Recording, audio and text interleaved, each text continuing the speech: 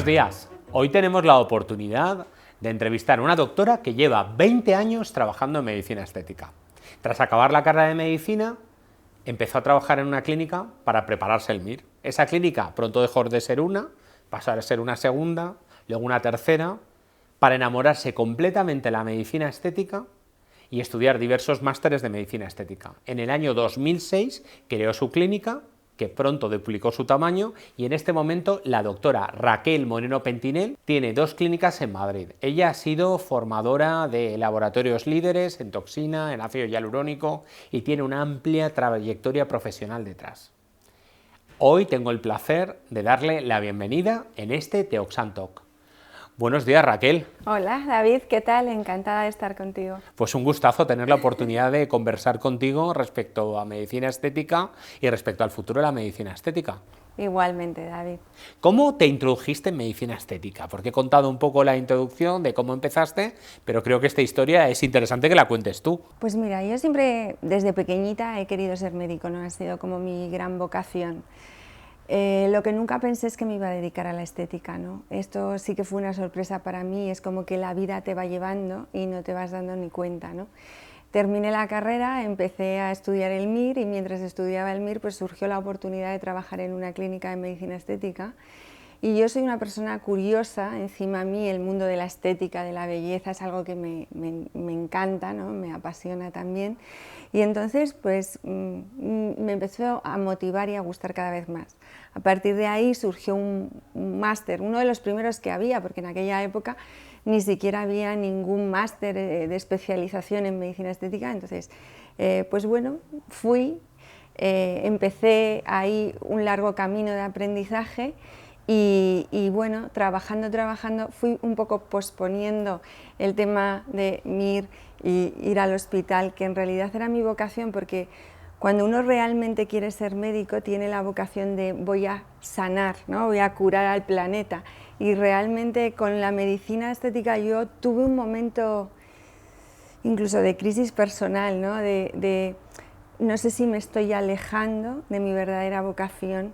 Y sin embargo te digo, David, que ahora, mirándolo en perspectiva, realmente me he dado cuenta de que la medicina estética es mi verdadera vocación y que la vida me ha ido llevando a encontrarla y que no era exactamente lo que yo estaba buscando en un inicio, ¿no? Porque me ha dado la posibilidad de realmente sanar, porque lo que tratamos es el envejecimiento y el envejecimiento no es más que una enfermedad degenerativa, ¿no?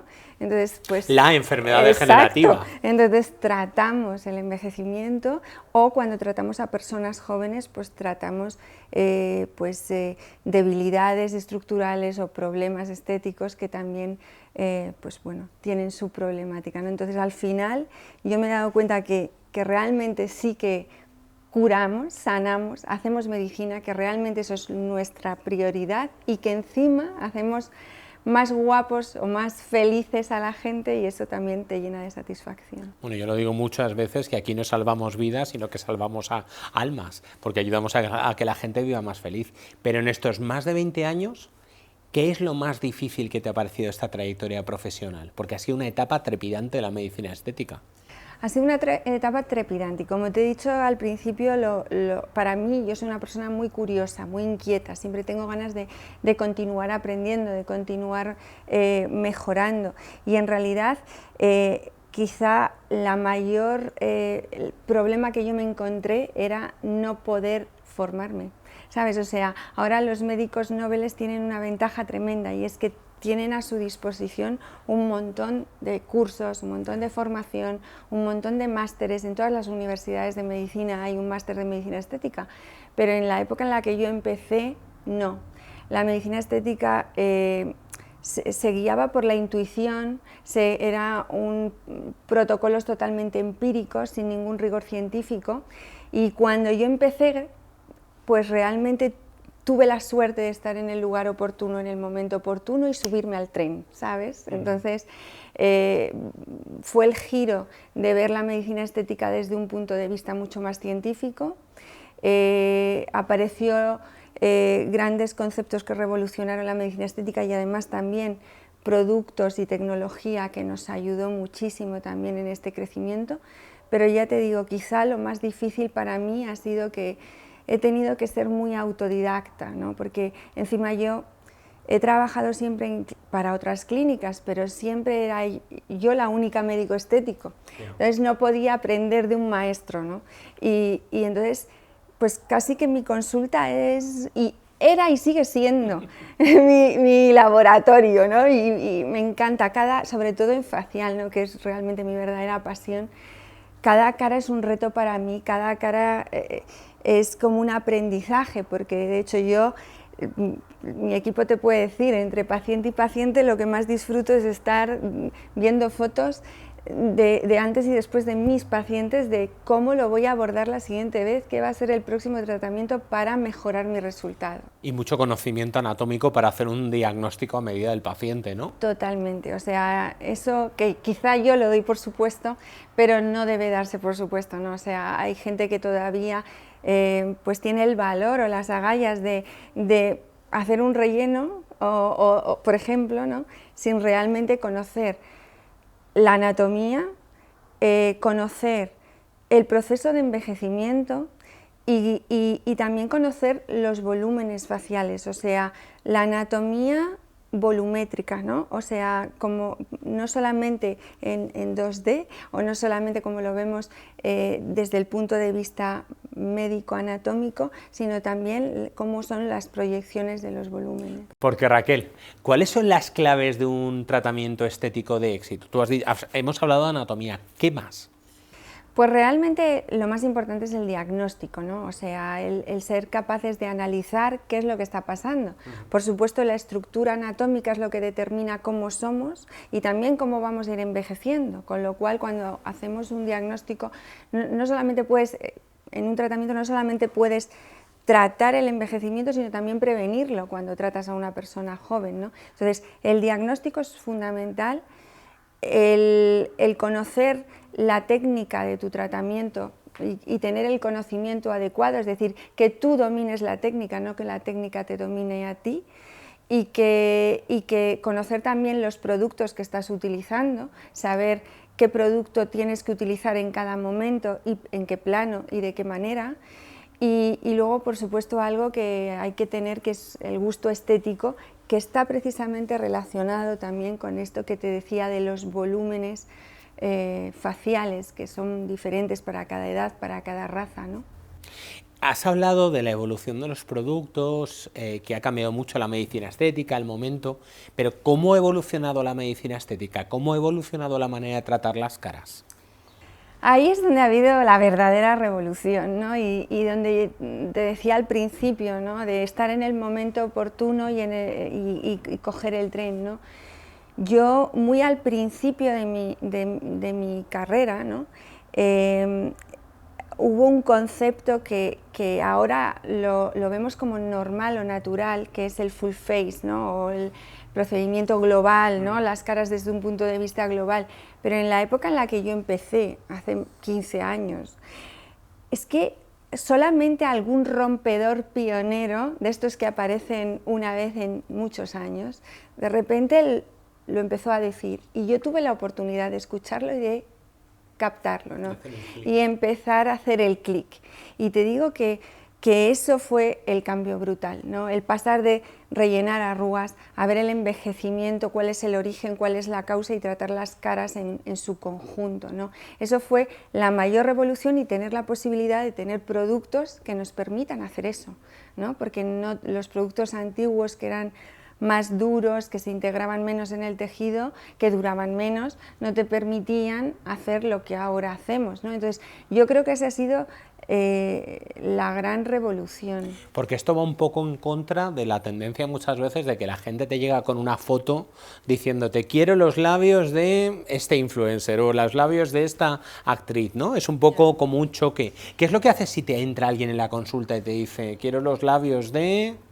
Ya, pues mira, en realidad te digo, yo creo que una de las cosas más bellas que tiene el ser vivo y en concreto el ser humano es la variabilidad genética, ¿no? O sea, es que no hay dos caras iguales, y eso es lo maravilloso y lo que realmente te hace apreciar la belleza, ¿no?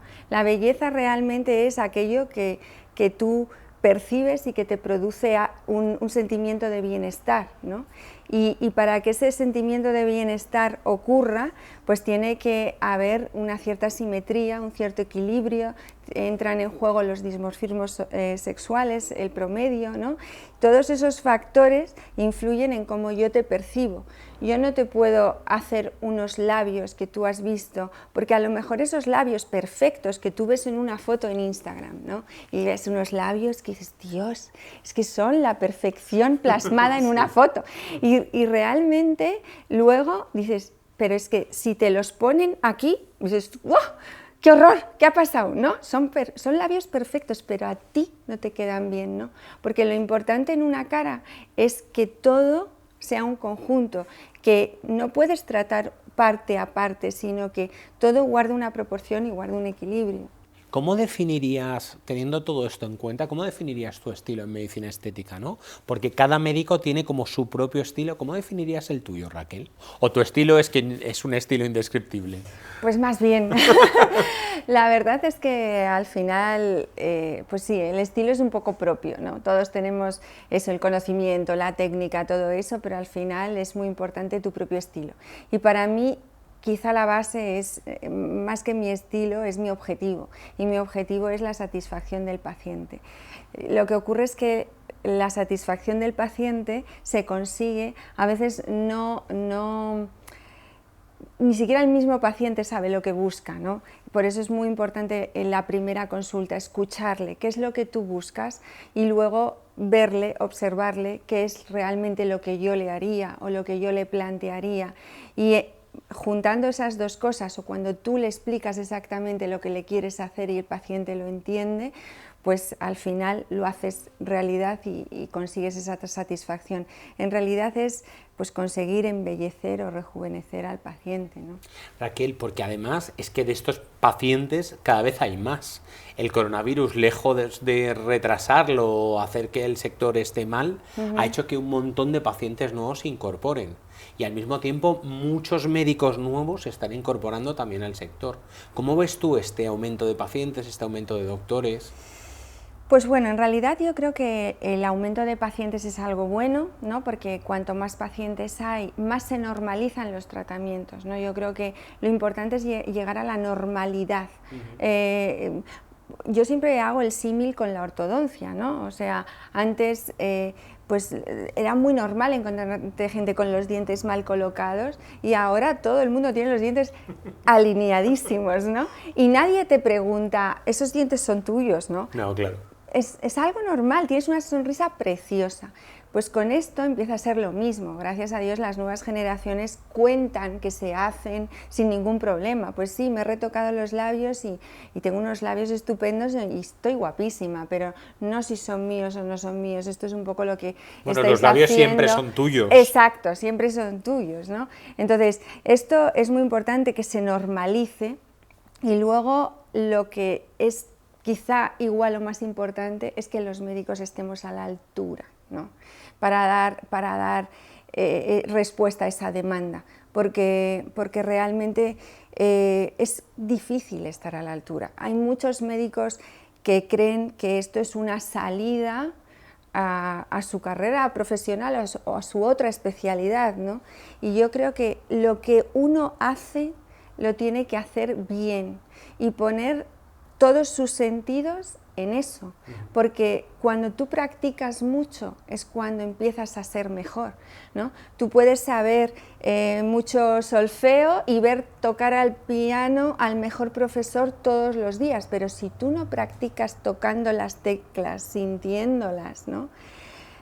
No serás nunca un buen pianista. Pues con esto ocurre lo mismo, ¿no? Si tú no estás todo el día practicando, no vas a conseguir sacar los resultados que tú buscas y no puedes creer, porque cuando tú ves pinchar a alguien que lleva mucho tiempo, crees que es muy fácil, ¿no? Mira, hoy cuando me estaban maquillando, que me han puesto aquí fantástica, se lo comentaba a la persona que me estaba maquillando, ¿no? Que lo hacen tan fácil y cuando tú te pones a pintarte te haces un eje homo, ¿no? Pues con esto pasa igual, cuando tú ves pinchar a una persona que lleva tanto tiempo, te parece muy fácil, a otro médico dice, va, estos son 2 pinchacitos y ya, y no, lleva detrás un estudio científico de la anatomía, de las proporciones, del proceso de envejecimiento, del proceso histológico de la piel, de un montón de cosas, de la reología de los productos, ¿no? Y que no es simplemente ponerme y doy 2 pinchazos y hago un relleno.